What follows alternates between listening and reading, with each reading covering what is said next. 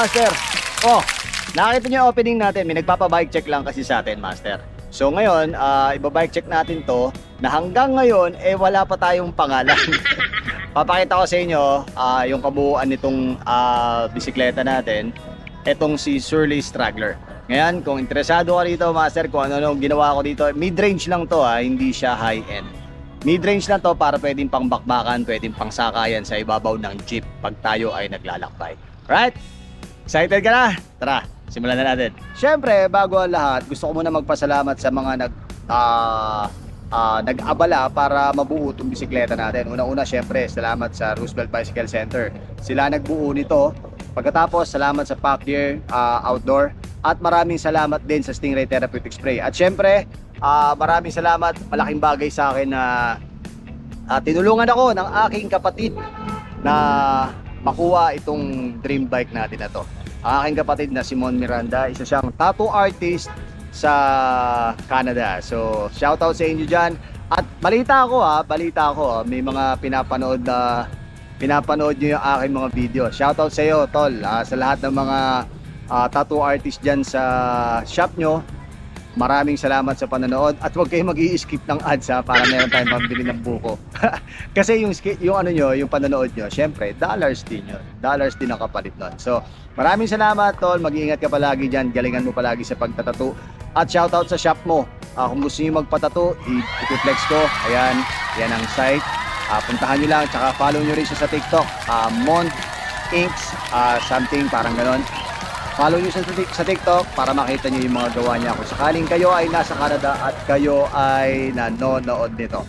Alright, umpisahan na natin to, tol. Maraming salamat. Mag-ingat ka palagi, ha? Umpisahan na natin to. Okay, ang bike natin ay itong si Surly Straggler na marami nagpapa-flex. Bakit ka ba marami nagpapa-flex? The usual lang naman tong Surly natin. So anyway, para siguro makita nila kung ano yung set yung ginawa ko. So anyway, simulan na natin. Papakita ko sa inyo. Ito, buuan.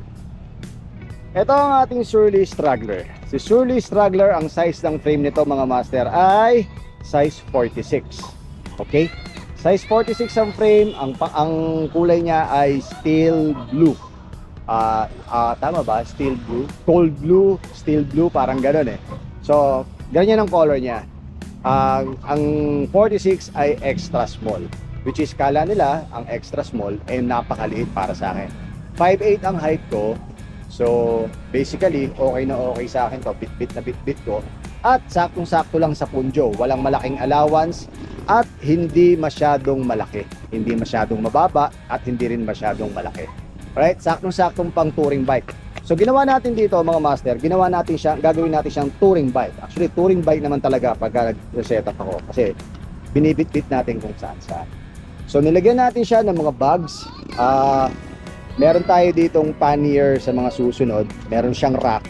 Meron siyang pannier na syempre, ang pannier na ginamit natin is yung Pack Gear pa rin. At meron tayong saddle bag dito.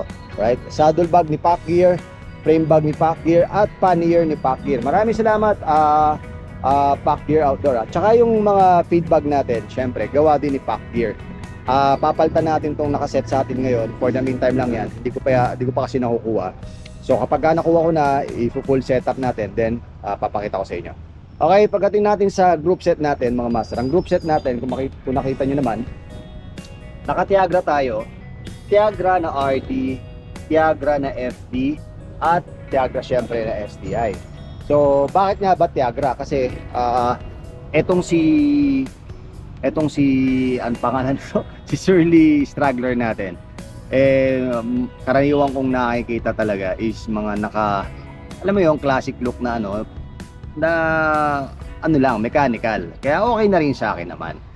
Since naka-Tiagra naman na tayo, di kahit papano, nakapang mid-range na rin naman tayo. So, tinornohan natin siya ng Shimano Qs.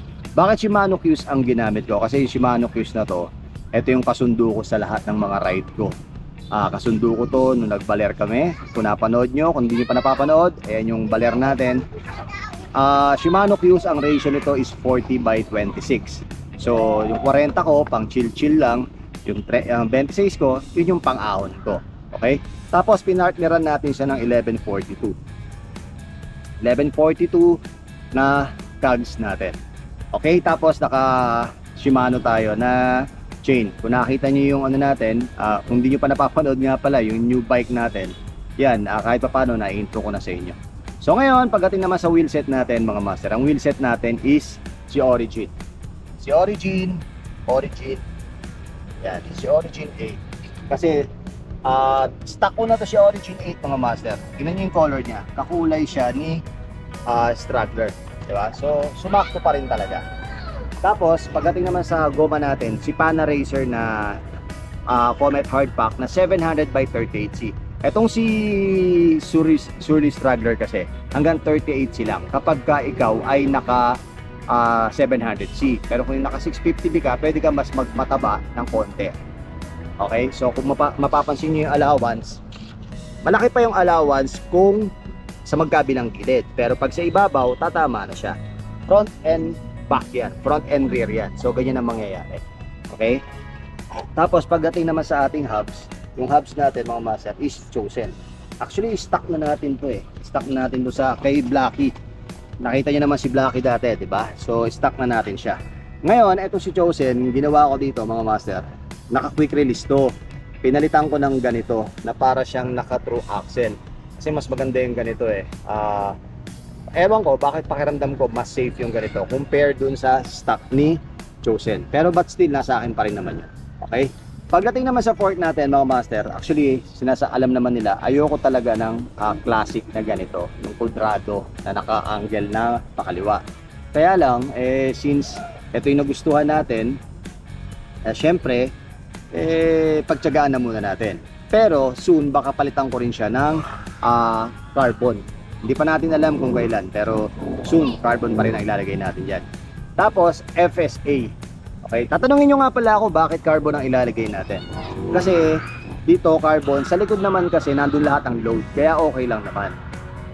May pannier nasa likod ang load, okay lang din naman. Sa harapan hindi naman ako magpa-pannier. So alright, so kahit pa paano walang load dito, hindi niya mako-compensate yung tibay nung carbon. Okay, pagdating sa ating goma, 738C, Nabi yung kinuha ko syempre para mas laban. Kung mapapansin niyo dati naka Chaoyang siya. Chaoyang kasi dati ang gamit ko dito, kaya lang nung bumiyahe ako ng medyo naka 100, ang problema naman medyo madulas. Nadudulasan ako pagdating sa mga rocky roads, tapos medyo nag-uulan, moist yung daan, medyo delikado yon para sa touring. Okay, so nagpalit tayo na medyo may nabs-nabs na konti para laban-laban. Okay, so pagdating naman sa ating cockpit mga master, yung cockpit natin all the way to sa TP, the project at the project din to. So 42 yung haba nito mga master ha. Tapos naka bar tape tayo na ang bar tape to, nakalimutan ko ng bar tape to. Pupost ko na lang. Tapos sa harapan maglalagay lang tayo dito ng handlebar bag. Yung handlebar bag natin hindi ko alam kung lalagay ko pa to o hindi na, pero bahala na kung ano yung mangyayari. Tapos pagdating sa seat post natin mga master, yung seat post natin naka control tech tayo. Control tech, tapos 27.2.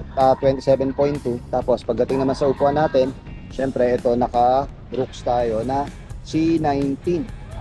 Okay, C19 na merong hingahan. Kasi yung before na gamit natin, yung kulay brown, medyo ewan ko ba't parang mas naging komportable ako nung ang ginamit ko is yung may butas sa gitna. Mas komportable itong C19, although okay lang din naman yung kulay brown natin, yung classic brown natin, pero iba yung feels nito iba yung pakiramdam nito, na para kang, alam mo yun, na parang wala kang mararamdamang sakit. Siguro pag naglapat palado yung inyong mga puwet. At ang isa pang nagustuhan ko dito mga master, syempre kahit pa sabihin mong naka pavement kasi to yung set niya etong bike na to hindi siya pang touring, pavement talaga siya, parang style siya, para siyang road bike na touring bike parang ganon. Kasi meron siyang mga eyelet, itong mga eyelet na to, tapos etong eyelet na to, saka etong eyelet na to. So ayun nagustuhan ko sa kanya. So basically yan ang gagawin natin dyan. Siset natin siya ng pangkabuuan na touring bike na magagamit natin sa ating paglalakbay. Siya nga pala, hindi ko alam kung matutuloy kami sa Bicol, pero hopefully kung hindi matuloy sa Bicol, ako dediretso ako. Hindi ko alam kung baka mag-Mindoro muna ako or bahala na, mag-update tayo. Okay, follow nyo nga pala ako dito sa ating YouTube channel, sa ating TikTok, saka sa ating FB page. Okay, Bike Talk with Papa Jack. Sa lahat nga pala na nagtatanong ng sticker natin, yung sticker natin meron na tayong available dun sa Roosevelt Bicycle Center. Tsaka meron na rin tayong available sa Bike Plus sa SM North EDSA sa basement. So puntahan nyo lang, manghingi lang kayo, sabihin nyo, follower po ako ni Papa Jack. Pwede po manghingi ng sticker, bibigyan kayo ng sticker na. Alright?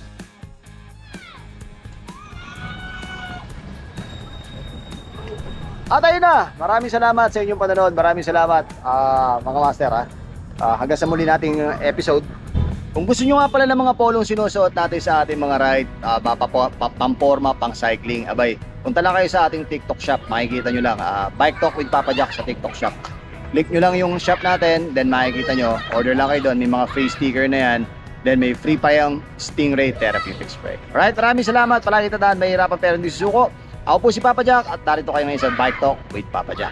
At palaging tandaan, humingi sa Diyos ng gabay para sa ating paglalakbay. Ciao!